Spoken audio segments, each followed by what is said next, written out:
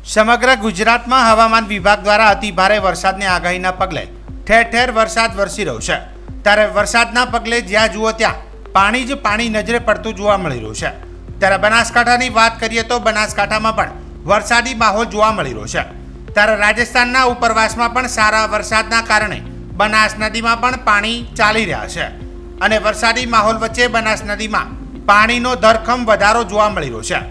હવામાન વિભાગ દ્વારા બનાસકાંઠામાં ઓરેન્જ એલર્ટ આપવામાં આવતા ત્યારે બનાસકાંઠા જિલ્લા કલેક્ટર દ્વારા તંત્રને સજ્જ રહેવા સૂચન આપવામાં આવ્યું હતું।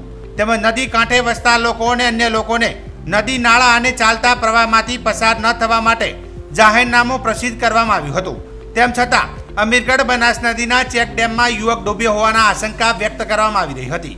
યુવક ડૂબ્યો હોવાની આશંકાના પગલે વહીવટી તંત્ર ઘટના સ્થળે પહોંચ્યું હતું અને અમીરગઢ મામલતદાર, ટીડીઓ અને અમીરગઢ પોલીસ સહિતના અધિકારીઓ ઘટના સ્થળે પહોંચ્યા હતા અને સ્થાનિક તરવૈયા ભીલ માનજીભાઈ સોનાભાઈ અને તેમની ટીમની મદદથી યુવકની શોધખોળ હાથ ધરવામાં આવી હતી। ત્યારે ભારે જહેમત બાદ સ્થાનિક તરવૈયા અને એનડીઆરએફની ટીમ દ્વારા યુવકને ઊંડા પાણીમાંથી શોધી કાઢવામાં ટીમને સફળતા મળી હતી।